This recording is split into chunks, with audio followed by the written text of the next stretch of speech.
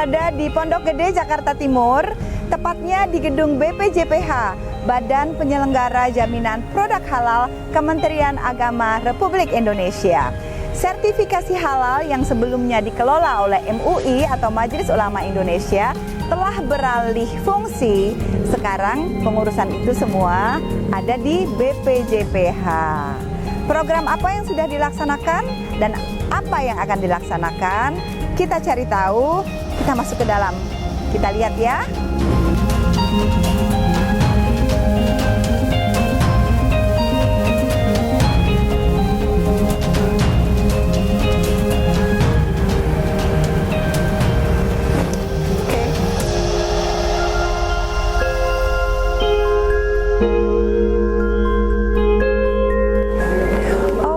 Super Friends, ternyata di sini ada mesin untuk nomor antrian, mesin antrian pelayanan.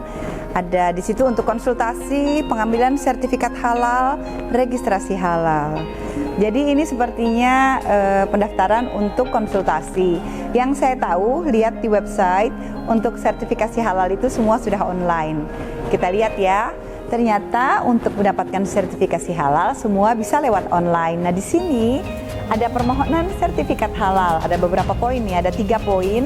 Yang pertama adalah dokumen persyaratan. Tertera di sini juga tata cara permohonan melalui si halal. Kemudian ketentuan pelaku usaha luar negeri.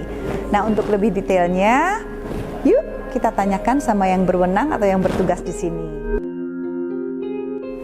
Hai Super Friends, kita sudah bersama Bapak Dr. Haji Mastuki MAG, Kepala Pusat Registrasi dan Sertifikasi Halal BPJPH. Assalamualaikum Pak. Waalaikumsalam warahmatullahi wabarakatuh. Terima kasih. Selamat siang. Selamat siang, Pak Ayu. Dan terima kasih atas waktunya. Saya udah lihat-lihat nih Pak, tadi ada beberapa pertanyaan yang mau saya tanya ke Bapak, mungkin juga Super Friends pengen tahu apa itu BPJPH dan programnya. Yang saya baru tahu itu BPJPH beberapa waktu lalu melaunching program Sehati, sertifikat halal gratis. Mohon dijelaskan untuk siapa program itu diadakan, apa tujuannya, kemudian bagaimana seleksinya, dan berapa target pelaku usaha yang bisa mendapatkan program Sehati. Baik, terima kasih Mbak Ayu Azhari, Super Friend. Program Sehati itu dari singkatannya sertifikasi halal gratis. Ada latar belakang ini Mbak Ayu. Jadi sebelumnya tahun 2020 itu kami meluncing program yang kurang lebih sama, tapi namanya fasilitasi untuk sertifikasi halal bagi UMK. Pengalaman tahun 2020 bersama-sama dengan Kementerian Perekonomian, Kemenko Perekonomian tepatnya, kemudian Kemenkop UKM, itu kami mencoba untuk memperbanyak UMK yang bisa mendapatkan fasilitasi pembiayaan dari Kementerian Agama maupun dari kementerian yang lain. Hanya karena baru 3 kementerian, nyatanya dalam pelaksanaannya ternyata ada lagi dinas dari kementerian yang lainnya yang ternyata memiliki program fasilitasi berupa pembiayaan gratis untuk sertifikasi halal bagi UMK. Nah, karenanya berdasarkan pada pengalaman tahun 2020, 2021 kita coba untuk maksimalkan. Maka program Sehati ini sejatinya adalah kolaboratif antara kementerian, lembaga, dan juga masyarakat. Termasuk di dalamnya ada juga e-commerce, platform digital itu turut serta juga. Nah, kami mengumpulkan kurang lebih ada belasan kementerian lembaga. Jadi ada Kementerian Dalam Negeri, termasuk dari BPOM, ada dari BSN, ada Kementerian Kesehatan, ada Kementerian Perdagangan, dan seterusnya. Banyak. Jadi ini lebih sifatnya kolektif, bersama-sama lah, kolaboratif. Nah, berkaitan dengan program Sehati ini, meski leading sektornya ada di BPJPH, Kementerian Agama, tapi sejatinya ini ada milik bersama, program pemerintah. Yang kita inginkan ini menjadi program bersama dari pemerintah. Nah, target yang kami estimasi saat itu 15.000 dengan melihat dari animo kementerian, lembaga, dan juga dari instansi dan juga masyarakat. Sampai hari ini memang karena waktu launchingnya ini baru awal September, untuk kuota ya 3.200 di BPJPH itu sudah habis. Oke. Sudah habis. Nah, sementara dari kementerian, lembaga, dan juga dari dinas, dari instansi yang lainnya itu terus masih masuk karena masih batasnya waktu kita berikan sampai di Desember Ini ya. Nah, rekrutmennya ini kami ada 2 karena di BPJPH sendiri itu kami buatkan aplikasi yang memudahkan, namanya sahati.halal.go.id. Semuanya harus wajib masuk ke electronic base ini. Tidak ada pendaftaran yang dilakukan secara manual karena kami sudah komitmen untuk melakukannya secara elektronik. Online, ya. Gitu. Sementara dari kementerian, lembaga yang lainnya yang itu rekrutmennya melalui masing-masing, kami silahkan saja. Hanya semua data itu kemudian di submit ke dalam sistem yang sama. Hanya nanti kita berikan kode daftar yang berbeda-beda. Misalnya contoh dari Kementerian Perindustrian itu kami kasih kode tertentu yang itu akan membedakan misalnya dari dinas koperasi di provinsi A misalnya. Nah, ini sampai sekarang kurang lebih 79 nama yang kami sebutkan di sini adalah fasilitator. Karena kan memfasilitasi berupa pembiayaan gratis tadi itu untuk masing-masing anggaran yang tersedia di lembaganya. Itu model rekrutmennya, Mbak Ayu. Untuk yang Sahati itu ya. Iya. Nah, siapa saja yang bisa memberikan fasilitasi? Ya, kalau siapa saja itu dari kementerian, lembaga maupun masyarakat, BUMN, BUMD silahkan aja. Bahkan beberapa platform digital itu memiliki concern yang sama untuk memberikan fasilitasi ini. Jadi kami bebas saja. Ini program yang terbuka untuk sama-sama memberikan bantuan, subsidi atau bentuknya apa saja untuk pembiayaan bagi UMK. Nah, UMK yang kita maksudkan di sini adalah UMK yang memiliki kategori tertentu. Jadi tidak semua UMK. Karena kan sekarang melalui peraturan pemerintah nomor 7 tahun 2020 itu ada batasan yang lebih cair. UMK itu sampai yang memiliki omset 15 miliar. Ya. Nah, ini terlalu tinggi. Nah, makanya kami kemudian ambil angle tertentu yang UMK baik mikro maupun kecil itu yang di bawah omsetnya di bawah 2 miliar. Di bawah 2 miliar. Nah, itu yang dapat ikut dalam program fasilitasi ini, termasuk untuk UMK yang memiliki kategori jenis produk yang sederhana. Yang bentuk dari produk yang dibuat itu lebih banyak ada kemudahan prosesnya. Dalam istilah kami adalah proses produk halal (PPH). Itu sudah dikategorikan begitu, dan juga bahan-bahan yang digunakan itu selain sederhana juga memiliki sertifikat halal. Ya, jadi kalau sudah ada sertifikat halal misalnya di antara bahan itu akan jauh lebih memudahkan untuk ikut dalam program Sahati ini. Nah, kategori yang ada di lingkup ini itu Mbak Ayu banyak sekali. Ini jutaan targetnya. Nah, namun karena untuk tahun 2021 kita ada target tadi yang 15.000, maka harus mengkombinasi 2 antara yang reguler istilah kami dengan yang self declare. Nah, yang reguler inilah yang tadi yang difasilitasi oleh kementerian, lembaga, dinas dan seterusnya, termasuk yang ada di BPJPH. 3.200 itu saja. Kenapa kok 3.200? Ya, disesuaikan dengan biaya yang tersedia di dalam anggaran BPJPH. Tapi kalau bagi kementerian, lembaga harganya sama atau berbeda karena mereka memiliki tugas-tugas yang lainnya. Misalnya pemberdayaan UMK itu dikaitkan dengan upaya untuk digitalisasi marketingnya. marketing digital, atau mungkin pembinaan produknya, atau untuk orientasi ekspor bagi Kementerian Perdagangan misalnya, itu no problem. Yang penting setelah mereka mendapatkan pembinaan seperti itu, masuk ke sistem kami untuk mendapatkan pembiayaan sertifikasi halal gratis. Iya, berarti mengenai tarif sertifikasi Rp0 ya, itu yang saya dengar dan pernah dengar. Untuk pelaku usaha mikro dan kecil UMK, jadi Rp0 biayanya. Nah, bagaimana cara mengaturnya? Apakah seluruh pelaku usaha mikro dan kecil yang jumlahnya puluhan juta unit itu dapat langsung mengurus sertifikasi halal dengan biaya Rp0? Ya, jadi kategori yang saya sebut tadi dua, itu ada yang reguler, ada yang self declare. Nah, yang Rp0 itu sebenarnya yang self declare ini. Self declare. Istilah di dalam regulasi pernyataan langsung oleh pelaku UMK.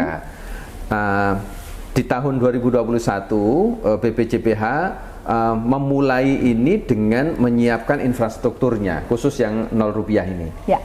Yaitu persiapan untuk pelatihan pendamping proses produk halalnya. Pendamping-pendamping ini Mbak Ayu direkrut dari Ormas, dari lembaga keagamaan Islam, dari perguruan tinggi, dan juga boleh kementerian, misalnya Kementerian Agama memiliki penyuluh kan, penyuluh agama Islam, itu boleh, tapi asalkan kerjasama dengan 3 pihak ini. Nah, ini yang sedang kami siapkan.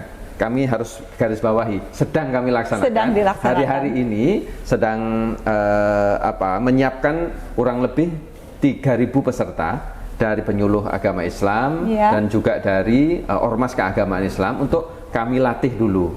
Karena kenapa ini harus dilatih? Karena UMK yang akan dilakukan verifikasi dan validasi oleh pendamping itu, maka pendampingnya yang harus mengerti, harus tahu dulu caranya memverifikasi, memvalidasi produk itu tidak sembarang orang kan, meskipun misalnya penyuluh agama Islam, tapi tugas terkait dengan bahan produk halal itu kan harus dimengerti, termasuk berkaitan dengan misalnya soal kehalalan produk, itu ada teknisnya, ada caranya, ada hukumnya dan seterusnya. Nah, inilah yang kami coba untuk masukkan ke dalam satu kurikulum, pelatihannya kurang lebih 3 hari. 20 jam pelajaran. Dengan 20 jam itulah kira-kira pendamping, calon-calon pendamping tadi itu yang dengan latar belakang macam-macam, boleh dari pesantren misalnya kan sudah ada pengetahuan agamanya, atau dari pendamping UMK yang selama ini sudah ada model pendampingannya tapi tinggal agamanya. Dari sisi syariatnya misalnya begitu. Jadi kombinasi-kombinasi begitu itu yang kami coba lakukan untuk memaksimalkan yang Rp0 ini. Nah, Rp0 ini dimaksudkan adalah pelaku usaha itu tidak membayar, alias gratis. Hanya saja pembiayaan untuk pendamping, kemudian untuk Majelis Ulama Indonesia dalam melakukan fatwa itu disediakan atau disubsidi dari UMK atau dari lembaga fasilitator tadi. Jadi kalau yang fasilitasi, yang reguler itu disiapkan misalnya BPJPH, menyiapkan sejumlah anggaran tertentu, kemudian juga dari dinas itu juga ada anggarannya, yang itulah yang digunakan untuk pembiayaan proses sertifikasi halalnya. Tapi dari sisi UMK itu Rp0, itu yang dimaksud. Nah, apa bisa dijelaskan, karena penting diketahui masyarakat, apakah masih ada biaya yang harus dikeluarkan pelaku usaha mikro dan kecil UMK dalam sertifikasi halal di luar tarif Rp0 yang ditetapkan peraturan? Tadi Bapak udah jelaskan ya. Nah, itu berarti UMK-nya sama sekali tidak membayar. Tidak membayar. Dan itu memang amanah regulasi, tidak dikenai biaya. Hanya pembiayaan itu kemudian di take over oleh pemerintah atau tadi oleh fasilitator pembina.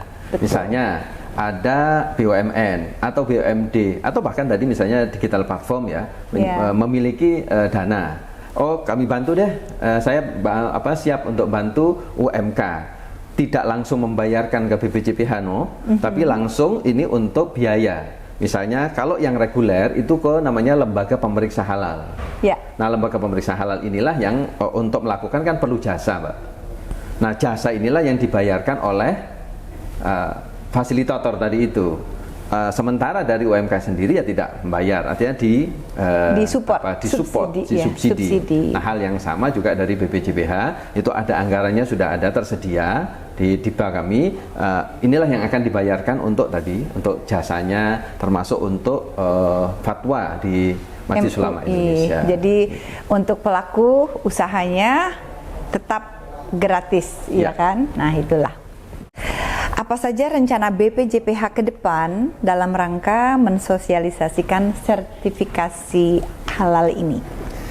Sejatinya, Mbak Ayu, kami itu melakukan 1 tahun lebih untuk sosialisasi ini sejak 2019, 2020. Tapi memang segmen pelaku usaha ini kan luar biasa besar. Betul. Sangat-sangat segmented. Ada misalnya untuk pelaku-pelaku usaha yang mikro itu kan pertama akses terhadap informasi kan juga rendah ya. Betul. Untuk tidak mengatakan mereka tidak terbiasa dengan itu. Nah, terhadap pola-pola begini ini kami ada pembinaan yang langsung door to door ada. Nah, kalau sudah istilah door to door kemudian datang ke lokasi kan pasti terbatas. Itu problemnya, dan itulah masalah yang kami hadapi. Nah, sementara untuk yang lebih melek terhadap informasi itu kami lakukan kerjasama dengan berbagai lembaga. Ada dengan perguruan tinggi, dengan ormas, dengan asosiasi-asosiasi, bahkan dengan beberapa kementerian. Itu cukup intensif kami, dan sampai ke Pemda, hanya untuk melakukan ini tadi, sosialisasi ini. Hanya lebih kalau polanya model-model begini ini, ya tadi segmen kita itu sangat banyak, masyarakat yang akan disasar melalui sertifikasi halal itu sangat-sangat banyak besar. Yang di sini sudah tahu, yang di sini belum. Betul. Dan itu jangan jauh-jauh, misalnya sekitar kantor BPJPH saja, Pondok Gede ya. Kalau bisa disampaikan, Anda sudah tahu nggak sertifikasi halal? Bagaimana prosedurnya? Bagaimana caranya? Ya tidak semua. Misalnya pelaku-pelaku usaha yang di depan ya, yang di hadapan di pasar, apalagi belum masuk ke pasar dan seterusnya, ini luar biasa, Mbak. Dan ini saya kira kerja keras. Nah, BPJPH tahun ini sudah melakukan upaya-upaya tadi, misalnya dengan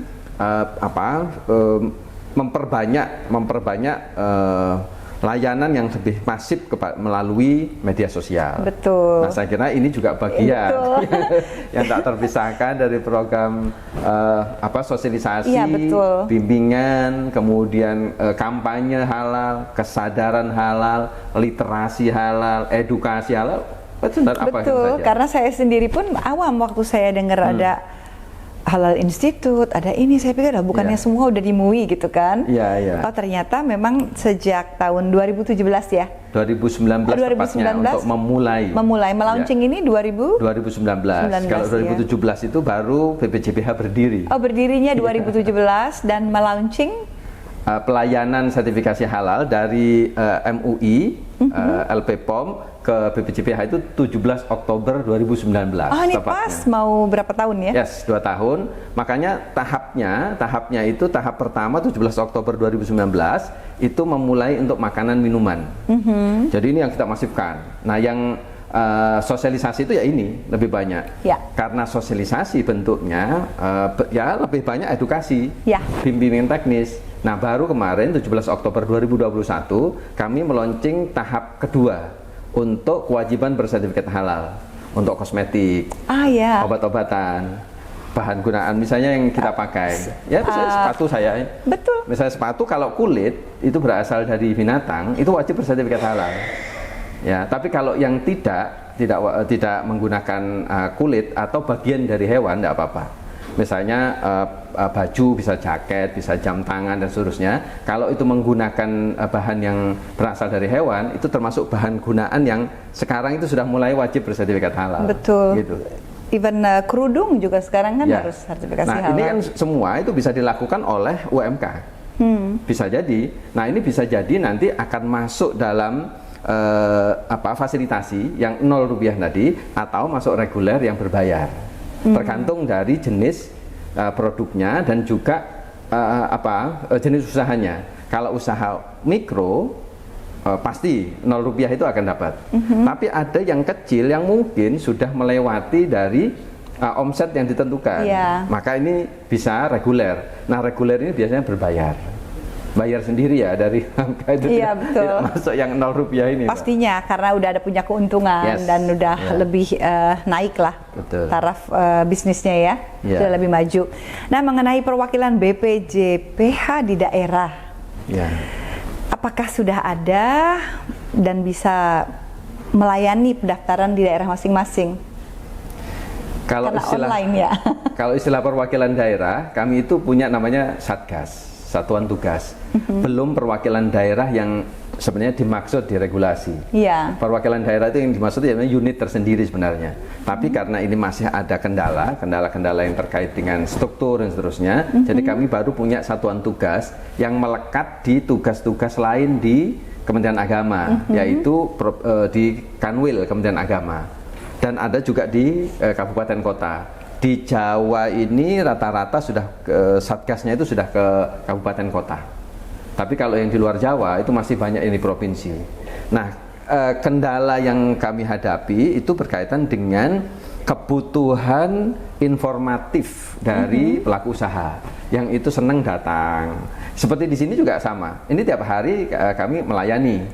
Ada ya meskipun masa pandemi kemarin tetap saja ada pelaku usaha yang datang ingin konsultasi, ingin mendapatkan informasi. Sebenarnya itu kalau untuk pendaftarannya tahun 2020 kami sudah uji coba untuk masuk ke sistem online. Kalau sebelumnya 2019 itu kami hadapi betul manual di satgas-satgas yang ini menerima langsung dari pelaku usaha dokumen-dokumen yang dibawa langsung ke kantor, dilakukan verifikasi dan seterusnya. Itu kami lakukan juga di pusat dengan manual ya. Dengan manual, sudahlah ini kalau manual ya nggak mungkin targetnya akan bisa banyak. Nah, satu-satunya ya sekarang sudah menggunakan online base. Yang mudah-mudahan ini responnya bagus dan kita sudah bisa melihat trennya itu tren naik dan kemudian kemudahan-kemudahan yang bisa diakses. Hanya saja Mbak Ayu, fasilitasi 0 rupiah ini itu UMK ini masih banyak sekali yang harus dipandu oleh pembina-pembinanya. Misalnya Ormas punya berapa pembina yang sudah ada anggarannya dan bisa dilakukan sertifikasi halal gratis, itu untuk mengisinya online, untuk masuk mensubmit dokumen dan seterusnya, itu banyak sekali yang harus diajari. Iya, betul. Nah, saya kira ini juga bagian dari tadi ingin kita mempercepat, tapi memang harus disiapkan semuanya khusus untuk UMK. Jadi berapa target jumlah sertifikat halal yang dikeluarkan BPJPH dalam 5 tahun ke depan, Pak? Ada obsesi memang di BPJPH. Dari kita sudah memiliki pemimpin baru BPJPH, ada kepala badan, kemudian menterinya juga sangat-sangat concern. Pak Menteri Agama ini concern sekali terhadap kelanjutan dari sertifikasi halal ini harus cepat, harus targetnya harus dinaikkan. Kami tahun 2022 rencananya itu sudah ada target 5 juta. 5 juta sertifikasi halal. Ya, itu bisa dilakukan, harus ada prakondisi memang ini Pak Ayu. Prakondisinya itu sistem online. Online ini bisa dimaksimalkan, dan yang kedua ini bisa dimasifkan tadi dengan cara 0 rupiah yang bagi self declare. Kalau self declare ini bisa dilakukan, itu bisa masif, jumlahnya banyak, karena yang paling besar kan di sini. Dan kemudian ditambah dengan teknologi, digitalisasi, insya Allah target itu bisa. Jadi 2022 targetnya 5 juta pengusaha kecil ya? Secara keseluruhan. Keseluruhan. Bahkan bukan 5 juta, tapi ini diharapkan lebih lagi. Bukan yang 0 rupiah ya? Keseluruhan. Keseluruhan ya. Oke. Jadi Super Friends, kita sudah mendengarkan penjelasan Bapak Dr. Haji Mas Tuki MAG mengenai beberapa hal apa yang sudah dilakukan atau dilaksanakan oleh BPJPH dan apa yang akan dilaksanakan ke depan. Jadi rencananya cukup besar, 5 juta pelaku usaha. Bahkan ada sampai 15 juta. Harapannya 15 juta. Harapannya Presiden sampai bisa 15 juta. Dan sangat memungkinkan sih ya kalau dengan online dan digitalisasi. Kalau jumlah dari pelaku usaha sendiri itu di data itu ada 62,4 juta. Hampir 65 juta ya, 62. Kalau wajib bersertifikat halal, ini masih kami petakan betul, karena tidak semua UMK itu wajib bersertifikat halal. Misalnya yang jualan pernak-pernik, misalkan yang berbasis pada bahan tambang, itu ya tidak masuk, ya kan? Nah, tapi kalau yang makanan, minuman, kategori tadi obat, misalnya obat tradisional segala macam itu masuk. Nah, ini kami belum mendapatkan angka yang fix betul berapa sih sejatinya. Estimasi sementara 13,5 juta untuk tahun awal yang mikro. Nah, ini yang kecil itu belum secara fix berapa jumlahnya. Tapi kalau untuk sampai 2024 ini diharapkan bisa sekaligus ya mudah-mudahan bisa ya tercapai. Insya Allah. Jadi kalau BPJPH ini sebenarnya lembaga yang cukup penting ya untuk Indonesia, karena kan market kita untuk halal itu besar dan juga target internasional untuk belanja halal pun di Indonesia semestinya ya, karena mudah-mudahan dengan BPJPH pengusaha semua baik yang UKM ataupun yang besar bisa lebih maju lagi. Kalau yang besar insya Allah kesadarannya sudah tinggi ya. Termasuk jadi, dari luar negeri kan, yang langsung melakukan sertifikasi halal di Indonesia BPJPH juga. Ya paling tidak untuk pelaku usaha yang kecil bisa punya pasar internasional, jadi target internasional Muslim market besar di Indonesia. Mudah-mudahan itu bisa jadi defense ekonomi kita untuk ekonomi kreatif ke depan. Selamat Pak untuk BPJPH-nya. Terima kasih banyak. Iya.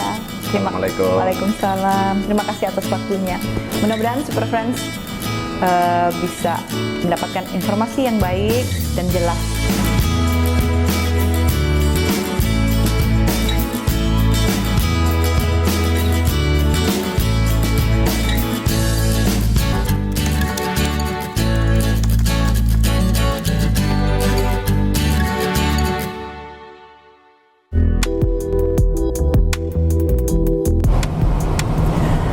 Super Friends, masih bersama saya Ayu Azhari. Hari ini kita mobile sekali loh, mulai dari pagi itu dan hari ini kita semua nih kita kejar. Mulai dari BPJPH, Badan Penyelenggara Jaminan Halal, Kementerian Negara Republik Indonesia tentang sertifikasi halal. Kemudian kita kejar Pak Kiai Miftahul Huda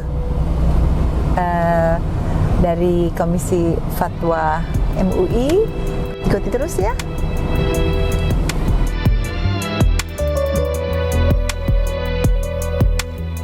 Hai Super Friends, masih bersama saya Ayu Azhari.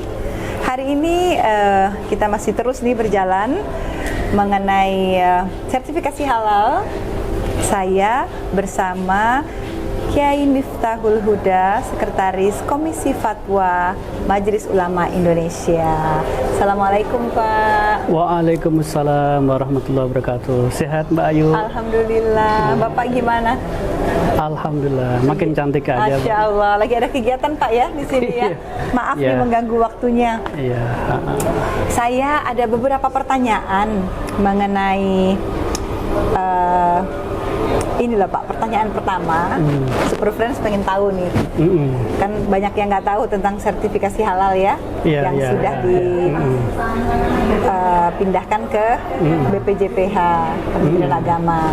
Nah, bagaimana pandangan Pak Kiai terhadap sertifikat halal setelah menjadi mandatori atau kewajiban? Pertama gini Mbak Ayu, bahwa sertifikat halal itu adalah ketetapan fatwa halal terhadap suatu produk yang ditulis.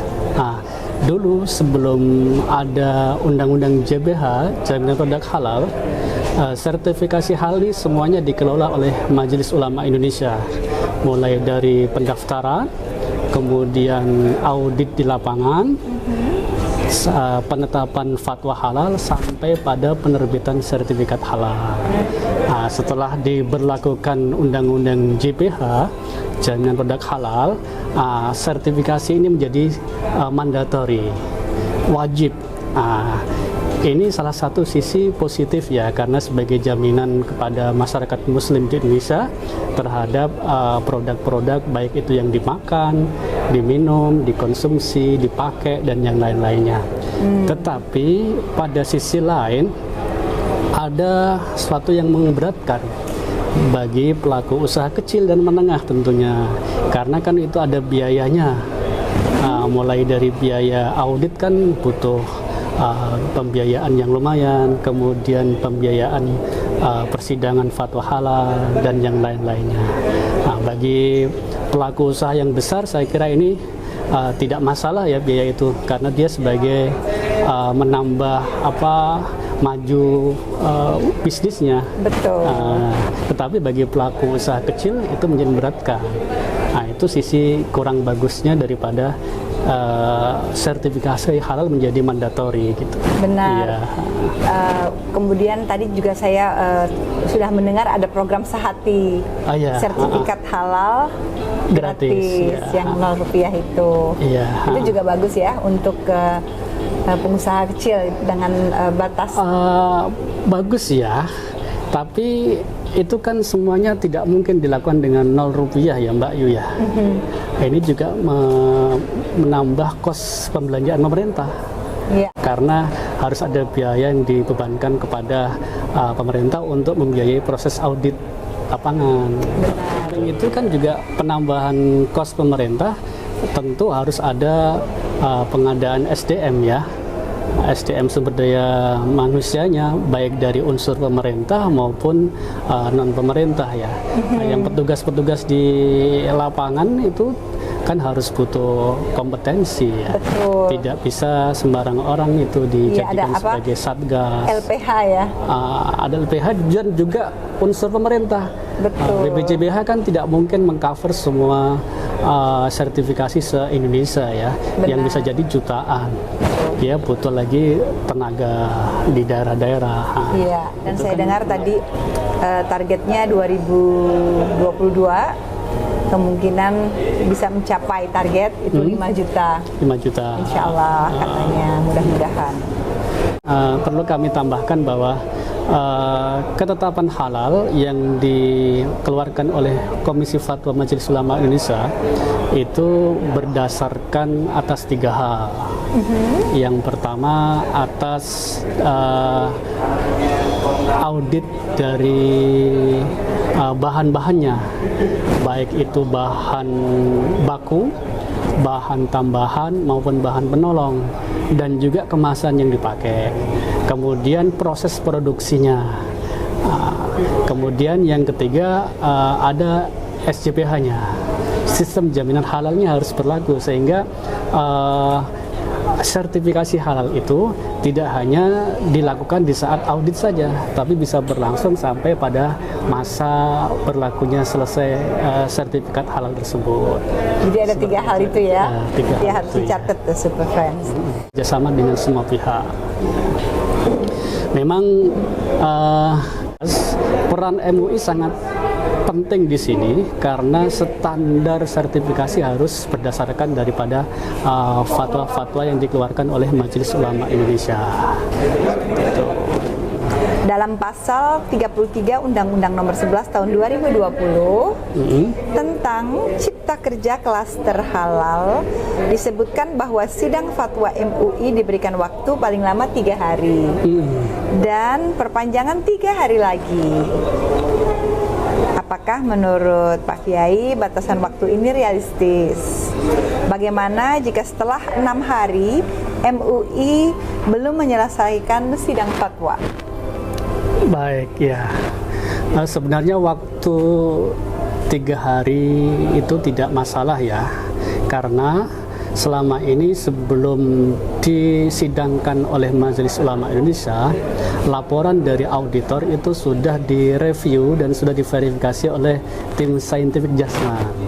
Kita sudah punya tim yang menstandarkan laporannya sehingga laporan yang diterima oleh Komisi Fatwa itu sangat mudah untuk dibaca dan review oleh Komisi Fatwa, oleh teman-teman kiai ya.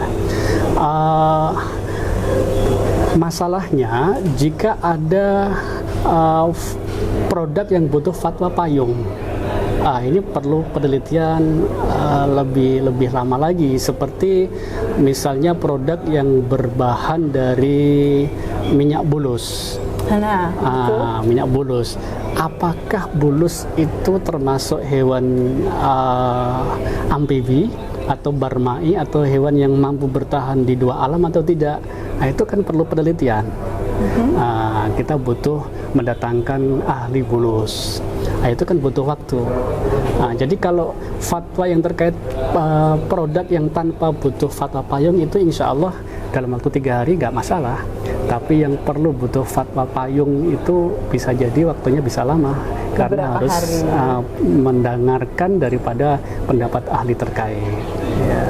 Jadi produk yang tanpa payung, fatwa payung. Oh, fatwa payung itu bisa jadi lama. Lebih lama. Contoh lain misalnya produk yang berbahan daging bajing ya. Ada itu? Ada. Apakah bajing itu sama dengan tupai? Itu kan perlu keterangan daripada ahli yang terkait perbajingan atau pertupaian. Perbajingan. Apakah bajing itu termasuk hewan yang buas dengan gigi taringnya atau tidak? Itu perlu penelitian daripada ahli yang terkait. Itu berarti fatwa payung ya? Fatwa payung. Ya. Itu istilah baru tuh Super Friends, kita belajar. Termasuk juga sekarang kan banyak produk obat-obatan yang berbasis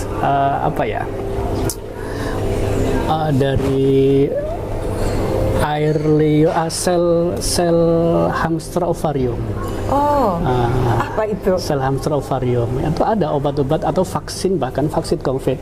Itu kemarin vaksin Anhui ya, COVID Anhui itu juga memanfaatkan sel hamster ovarium. Masalahnya sekarang hamster itu apakah termasuk jenis kelompok besar tikus yang diharamkan atau tidak?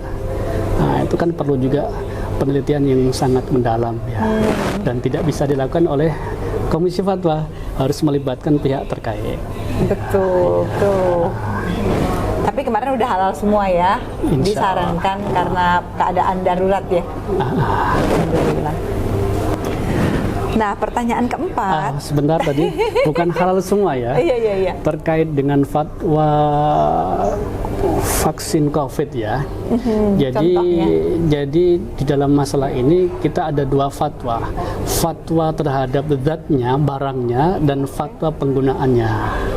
Bisa jadi fatwa barang itu haram, tetapi dalam keadaan tertentu, dalam keadaan yang mendesak, membutuhkan, maka ada fatwa penggunaannya, boleh atau tidak, seperti itu. Jadi ada 2 hukum di situ, hukum terhadap barangnya dan hukum penggunaannya.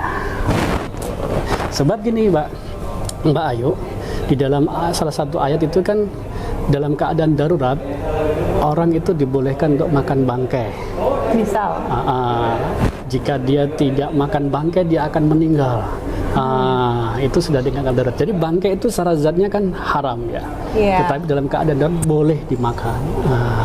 Bangkai binatang kan, tapi ya bangkai binatang yang ya, bukan disembelih secara halal maksudnya. Termasuk daging babi pun itu secara zatnya haram, tetapi dalam keadaan darurat, kata kuncinya darurat, itu diperbolehkan. Jadi ada 2 hukum di situ, hukum zatnya dan hukum penggunaannya. Seperti itu. Jadi fatwa itu tergantung dari hukum zatnya atau hukum penggunaannya. Ya, seperti ini juga Mbak Ayu. Kita punya fatwa tentang standar nama dan kemasan produk.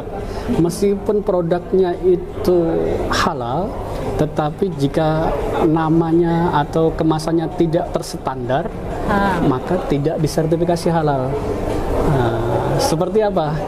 Mohon maaf ya, jika Mbak Ayu punya produk roti misalnya roti, mohon maaf, Christmas, atau roti Waisak gitu. Itu kan meskipun zatnya, bahannya, proses produksinya tidak ada masalah, tetapi karena namanya tidak terstandar, maka tidak disertifikasi halal. Atau Mbak Ayu punya produk coklat Valentine seperti itu, karena ada nama Valentine di situ, tidak juga kita sertifikasi halal. Ya, karena bisa orang jadi ambigu ya, ini makanan apa gitu. Jadi harus namanya layak dan kandungannya sesuai dengan namanya. Iya. Tuh, untuk yang mau jadi pengusaha punya produk sertifikasi, siap-siap namanya harus layak sesuai dengan produknya yang layak juga. Nah, pertanyaan keempat, Apa itu? pemerintah menetapkan dalam Undang-Undang Nomor 11 Tahun 2020 tentang Cipta Kerja bahwa untuk pelaku usaha mikro dan kecil atau UMK diberikan kesempatan melakukan sertifikasi melalui proses self-declare atau pernyataan pelaku usaha. Bagaimana pendapat ulama tentang self-declare ini?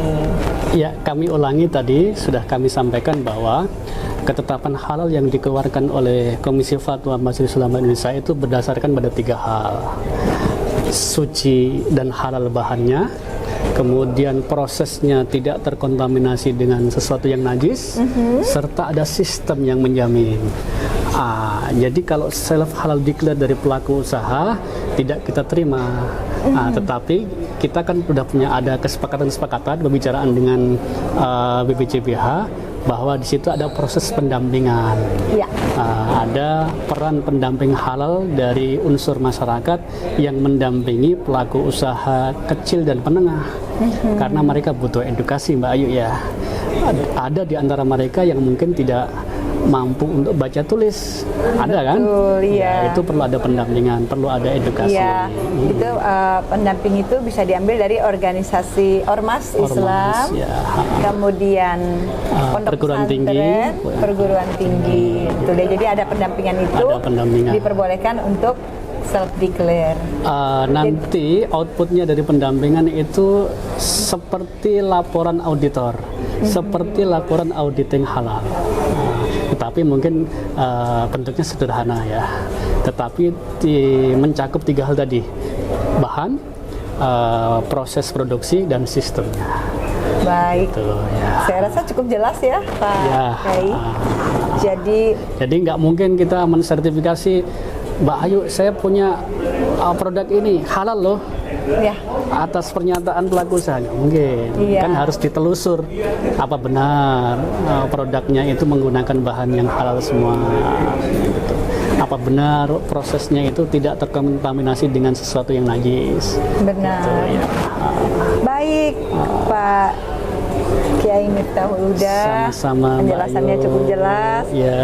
sangat informatif. Mudah-mudahan Super Friends mengerti, dan yang mau jadi mau buat sertifikasi halal mendapat informasi yang benar dan jelas. Di MUI juga ada ininya ya, online ya, digital. Semua untuk di pusat ya, semua persidangan fatwa halal sekarang dilakukan dengan online ya, online. sejak pandemi ini. Sudah digital semua. Jadi pandemi ada hikmahnya. Ya.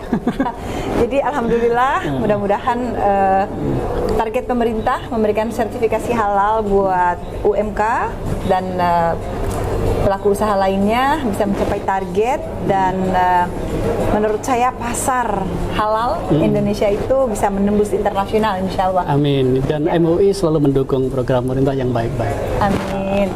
Terima kasih banyak. Sama-sama, Mbak Ayu. Kiai Miftahul Yo. Huda.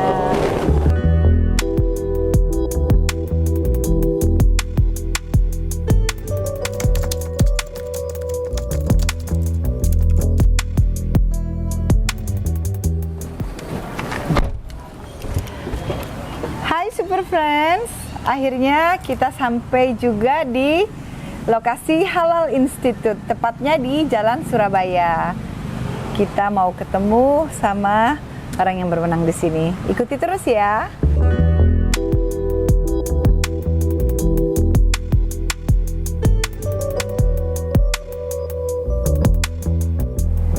Hai Super Friends, masih bersama saya Ayu Ashari. Hari ini kita ada di Gedung Halal Institute, tepatnya di Jalan Surabaya, Jakarta Pusat. Saya ditemani oleh Bapak S.C. Arifin, SSI, MIP, Ketua Harian Halal Institute. Siap. Assalamualaikum. Waalaikumsalam. Apa kabar Pak? Baik, alhamdulillah. Sibuk sekali hari ini rupanya. Iya, pas kebetulan ada pelatihan. Pelatihan penyelia halal angkatan ke-17. Wih, udah 17 Angkatan ya, Masya Allah. ke-17 ya. Iya, saya ini mau menginformasikan kepada Super Friends bahwa sekarang ini ada Halal Institute, ya kan? Bisa diceritakan apa latar belakang dan tujuan pendirian Perkumpulan Halal Institute? Ya. Baik Mbak, jadi Halal Institute ini berdiri tahun 2019, jadi belum lama sebetulnya. Dan latar belakangnya adalah memang ini sekumpulan kawan-kawan, aktivis, kemudian pegiat halal yang sudah sangat lama berminat terhadap jaminan produk halal, sudah lama mempelajari itu, dan kemudian kami berkumpul jadi satu, dan lembaga ini kami dirikan. Kemudian sejak berdiri sampai sekarang kita sudah sangat aktif, terutama dalam hal fokus kami itu ke pembinaan SDM.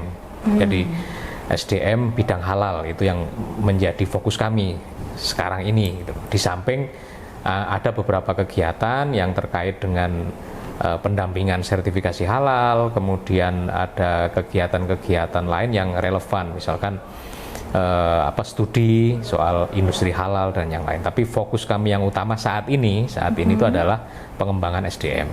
SDM untuk bidang halal. Jadi regulasi Undang-Undang Nomor 33 tahun 2014 itu kan melahirkan beberapa profesi baru, Mbak. Ada auditor halal, ada penyelia halal, ada pendamping PPH. Nah, SDM ini mendesak harus ada karena jaminan produk halal atau sertifikasi halal kalau nggak ada SDM ini nggak bakal jalan gitu loh. Jadi kami fokus pada penyiapan SDM itu kira-kira gambarannya. Fokus kami memang di SDM. Jadi sejauh ini kami sudah menyelenggarakan 17 kali pelatihan penyelia halal. Kira-kira udah meluluskan hampir 600 penyelia halal di seluruh Indonesia.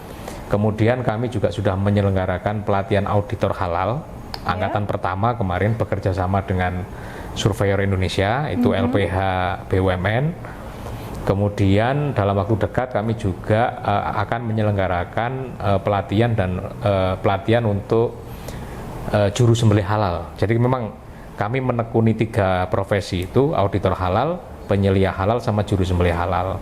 Nah, selain itu Mbak, kami juga mendirikan LSP, jadi lembaga sertifikasi profesi. Jadi kalau Halal Institute-nya sendiri itu fokus di pelatihan, tapi Halal Institute bersama dengan beberapa lembaga yang lain, asosiasi yang lain, itu mendirikan yang namanya LSP, Lembaga Sertifikasi Profesi Halal Indonesia. Nah, jadi ini penting untuk menguatkan profesi tadi, jangan sampai sumber daya bidang halal tadi kemudian tidak jelas ukurannya, kompetennya di mana, profesionalismenya di mana, sehingga kemudian kami dengan beberapa lembaga yang lain mendirikan LSP tadi untuk bisa melakukan uji kompetensi terhadap auditor halal, penyelia halal maupun juru sembelih halal. Nah, ini alhamdulillah udah jalan. LSP kami juga sudah mendapatkan lisensi dari BNSP untuk menerbitkan sertifikat kompetensi untuk 3 bidang tadi, auditor halal. Jadi ibaratnya dan juru sembelih halal. Jadi di kami ibaratnya komplit gitu. Jadi pelatihan kami lakukan, kami kerjakan melalui lembaga pelatihan kerja Halal Institute tadi. Kemudian uji kompetensinya itu di Halal Institute LSP yang Halal Indonesia LSP yang kami turut mendirikan. Oh, selain Halal Institute juga ada LSP Halal Indonesia. Ya, itu beberapa lembaga bergabung jadi satu. Gitu. Ya, jadi tanpa SDM yang handal gitu, mustahil kita bisa menjadi produsen produk halal yang kuat. Ya. Itu sebabnya Halal Institute fokus untuk pengembangan SDM Iya, ya. betul. Kita awali dari SDM dulu. Dalam semua forum yang kami ikuti dan juga yang acara-acara pelatihan yang kami laksanakan, ini kerjasama semua, Mbak. Kita udah bekerja sama dengan BUMN, dengan kementerian, kemudian dengan perguruan tinggi negeri, itu sudah beberapa. Kemudian yang hari ini kita laksanakan itu dengan salah satu pemerintahan daerah, Pemkab, itu dalam rangka sebetulnya mengajak semuanya turut serta bahwa ini tanggung jawab kita bersama gitu, menyiapkan SDM halal ini gitu loh. Karena mustahil tanpa ada persiapan itu kita bisa jalankan sistem ini, sistem jaminan produk halal ini mustahil dilaksanakan kalau nggak ada SDM-nya gitu. Ya. Jadi makanya kita ambil posisi itu. Apa pandangan Halal Institute tentang peraturan tarif sertifikasi halal yang baru dikeluarkan oleh Menteri Keuangan? Ya ini kan sebetulnya udah hampir 3 bulan yang lalu, Mbak, ya. Tarif dari Menteri Keuangan ini juga menunjukkan bahwa memang ini sistem ini memang negara turut serta. Makanya tentang tarif pun itu Menteri Keuangan yang mengeluarkan. Nah, secara umum kami melihat bahwa dengan adanya peraturan tarif ini, pertama ada kepastian tarif. Ada kepastian tarif bahwa pengurusan sertifikasi halal itu ada ringnya. Kalau yang kecil sekian, menengah sekian, besar sekian, itu ada ringnya gitu. Nah, itu yang menurut saya hal penting. Tanpa adanya kepastian tarif itu saya kira agak susah untuk menyelenggarakan penjaminan produk halal ini secara masif gitu. Jadi dengan tarif itu kita udah tahu. Oh, kalau kami pelaku usaha yang kecil berarti ringnya di sini. Kalau menengah di sini. Jadi itu standarisasi itu sangat penting gitu, sangat penting. Itu informasi yang baik untuk pelaku usaha. Ya, di samping itu kalau melihat posturnya ini kebijakan itu memudahkan sebetulnya, kalau jadi lebih murah, saya kira lebih murah, kemudian lebih pasti. Tadi kan saya bilang lebih pasti, kemudian lebih murah. Apalagi dengan adanya Undang-Undang Cipta Kerja. Yang terpenting dari Undang-Undang Cipta Kerja itu kan biaya sertifikasi halal untuk pelaku usaha mikro dan kecil itu gratis. Zero rupiah. Nah, itu kan untuk yang sertifikasi halalnya itu. Jadi itu meliputi pendaftaran sama penerbitan sertifikat. Nah, kemudian kan kedepannya kan kita harus berpikir lagi tentang biaya-biaya yang lain, misalkan soal pemeriksaan halal itu kan berbeda. Kemudian terkait dengan fatwa MUI itu berbeda juga. Tapi saya kira ke depan akan semakin mudah, lebih mudah lah saya kira. Nah, yang paling penting nih sekarang, mungkin Super Friends di rumah juga pengen tahu apa target jangka menengah dan jangka panjang dari Halal Institute. Baik, Mbak. Jadi sebetulnya yang kami tekuni saat ini itu sudah menggambarkan apa yang ingin kami capai dalam jangka menengah. Jadi dengan fokus pada SDM tadi, kami ingin selanjutnya dalam 4-5 tahun ke depan kita ingin berkolaborasi dengan sebanyak mungkin lembaga, institusi yang memang fokus pada pembangunan SDM. Karena di mana-mana bagi kami kalau SDM-nya belum siap ya nggak bisa gitu loh. Nah, kita sampai hari ini memang kalau dilihat dari perkembangan dari pelatihan ke pelatihan, kami terus mengembangkan kurikulum kami, kemudian memperbaikinya, kemudian membuatnya lebih efektif, semata-mata untuk memudahkan. Misalkan satu contoh, selama pandemi ini kami terpaksa harus pelatihan online gitu. Tetapi justru meskipun ada anggapan bahwa pelatihan online itu kurang greget dibandingkan pelatihan offline, tapi di sisi lain kami juga menemukan kelebihannya gitu. Nah, ini yang terus kami ramu. Nah, sampai saat ini kami juga memang belum sampai 1.000 orang penyelia ya yang kami hasilkan dari proses pelatihan kami. Tapi dalam jangka menengah kami berharap kami bisa turun serta menyumbangkan lebih banyak lagi penyelia halal maupun auditor halal maupun juru sembelih halal. Itu target jangka menengah kami sebetulnya lebih dari situ. Kedepannya lagi, jangka panjang lagi, kita ingin Halal Institute ini bisa benar-benar menjadi supporting pengembangan industri halal, Mbak. Karena kita sebetulnya ini raksasa gitu, raksasa yang tidur gitu. Jadi coba kita lihat konsumsi kita itu kan gede sekali gitu. Kemudian produksi kita tidak sebanding dengan konsumsinya. Nah, ini kan butuh penataan di semua lini. Misalkan kami di SDM, kemudian nanti juga harus ada yang mikir itu soal pendanaan atau pembiayaan usaha kecil, usaha mikro kecil menengah yang menggunakan sertifikat halal itu kan itu butuh kesertaan bank syariah segala macam. Nah, itu kan butuh effort yang besar. Saya kira industri halal itu kan komponennya dari hulu sampai hilir kan. Belum nanti kita harus berinteraksi dengan pasar luar negeri. Pasar luar negeri itu juga penting banget. Saya kira tidak ada negara yang besar hanya dengan menjadi konsumen gitu loh.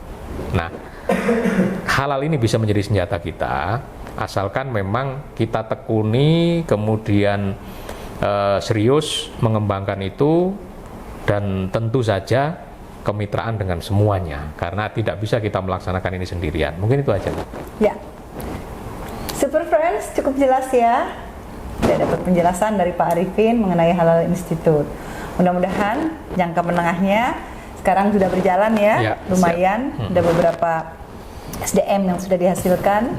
Dan sudah angkatan ke-17 dan minggu ini angkatan 18. Sudah akhir minggu ini ya. Walaupun selama pandemi terus semuanya online tapi terus produktif. Betul. Dan mudah-mudahan jangka panjangnya si raksasa tidur ini bisa aktif kembali dan menembus. Butuh support semuanya ini. Semuanya kemitraan bersinergi gitu. Baik, terima kasih Pak Arifin. Siap.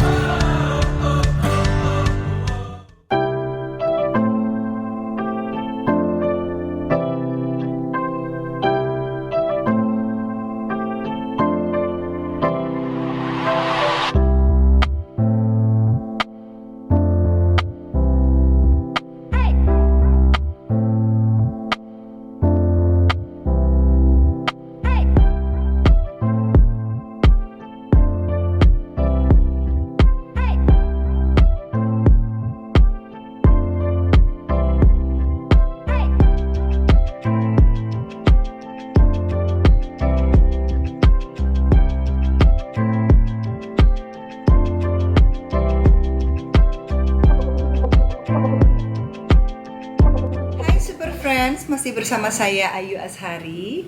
Kita masih jumpa dengan pelaku usaha yang lain. Kita tanya tentang sertifikasi halal. Sekarang saya ditemani Ibu Felicia. Hai Ibu Felicia, selaku Director of Marketing and Communication Fairmont Jakarta. Salah satunya Ibu mengelola restoran 1945. Mungkin bisa dijelaskan restoran 1945. Oh gitu, baik. Terima kasih sebelumnya Mbak Ayu, selamat datang. Jadi restoran 1945 ini restoran Indonesia di bawah Fairmont Jakarta, dan kebetulan sekali pertengahan tahun ini kita sudah mendapatkan sertifikasi halal, dan itu menjadikan kami di 1945 ini sebagai restoran yang pertama untuk ukuran di dalam hotel bintang 5 di Jakarta ya, yang sudah memiliki sertifikasi halal. Berarti itu kalau mau cari makanan Indonesia yang sudah sertifikasi halal dan adanya di hotel bintang 5 bisa datang ke Fairmont Jakarta. Kalau sudah mempunyai sertifikasi halal, mengurusnya dulu itu bagaimana Bu? Apakah mudah atau sulit? Waktu itu terus terang memakan waktu cukup lama karena ya simply because waktu itu kita belum familiar ya dengan segala prosesnya, harus kemana dan lain-lain. Kita mulai tercetus ide untuk mengambil sertifikasi halal itu tahun lalu, itu sekitar bulan Agustus atau September baru wacananya. Baru setelah itu diskusi, mencari tahu harus kemana, observasi dan lain-lain. Tapi pas kita sudah tahu kontak personnya siapa dan lain-lain, itu mungkin proses sertifikasinya kan juga panjang ya, audit demi audit atau pemeriksaan gitu kan, observasi dari institusi yang terkait, itu mungkin sekitar 6 bulan lah sampai kita memperoleh sertifikasinya. Gitu. Cukup inilah ya, cukup detail. Cukup Dan detail. Ada apa namanya? Ada proses-prosesnya ya. Betul. Apakah harapan Ibu terhadap penyelenggaraan sertifikasi halal di Indonesia? Harapannya tentu saja, for me it makes sense ya, karena Indonesia itu mayoritas masyarakatnya adalah beragama Muslim, dan mungkin yang terbesar yang dengan populasi Muslim, negara yang terbesar mungkin Indonesia. Jadi sangat wajar kalau proses sertifikasi halal itu dibikin setransparan mungkin dan sederhana, supaya tapi tetap sesuai peraturan ya, maksudnya supaya semua yang memang layak mendapatkan sertifikasi halal itu bisa mendapatkannya. Karena apa? Karena saya sendiri juga belajar ya dengan kita mengalami proses sertifikasi itu. Jadi yang untuk istilah halal itu kan bukan hanya sekedar kita menyajikan makanan halal gitu, tapi the whole proses itu kan diperiksa ternyata kan waktu proses sertifikasi itu diaudit. Jadi dari proses supply chain, dari proses receiving di loading area harus dipisahkan supaya tidak ada cross contamination dengan barang-barang yang non halal itu kan. Jadi semua itu kan diperiksa ya untuk sah mendapatkan sertifikasi itu. Saya rasa sih itu cukup penting, apalagi bagi teman-teman untuk masyarakat Muslim, supaya mereka bisa menikmati hidangan di restoran seperti 1945 ini. Meskipun di bintang 5 mereka mendapatkan kenyamanan ala bintang 5, tapi tetap merasa aman gitu, karena mengetahui yang dikonsumsi itu sudah halal sesuai proses. Sekarang, apakah sertifikasi halal benar-benar memiliki manfaat bagi usaha Fermon Jakarta ya, atau Ibu, dan sudah mendapatkan manfaatnya gitu? Kalau untuk manfaatnya secara signifikan, untuk saat ini mungkin saya belum bisa bicara banyak, karena kan kebetulan setelah kita mendapatkan proses sertifikasi halal, waktu itu sempat terbentur PPKM gitu kan. Jadi justru baru sekarang ini kita baru buka kembali dan mencoba mensosialisasikan kalau kita sudah bersertifikasi halal. Tapi respon yang kita terima sih cukup baik dari tamu-tamu kami, karena ya itu tadi, dengan fakta bahwa jarang ada nih yang di hotel bintang 5, di level bintang 5 di Jakarta yang mau melalui proses sertifikasi itu. Jadi so far sih responnya positif, dan harapannya sih ya semoga kita bisa meng-attract tamu-tamu kami yang khususnya beragama Muslim lainnya untuk datang ke sini supaya bisa makan dengan tidak hanya enak dan suasana nyaman, tapi juga dengan rasa aman dan nyaman. Ya, kurang lebih ada manfaatnya, dan ke depan mungkin para customers juga akan lebih yakin dan lebih nyaman menikmati makanan di 1945 Hotel Bintang 5 taraf internasional ya. Yes. Dan makanannya halal. Terima kasih. Terima kasih.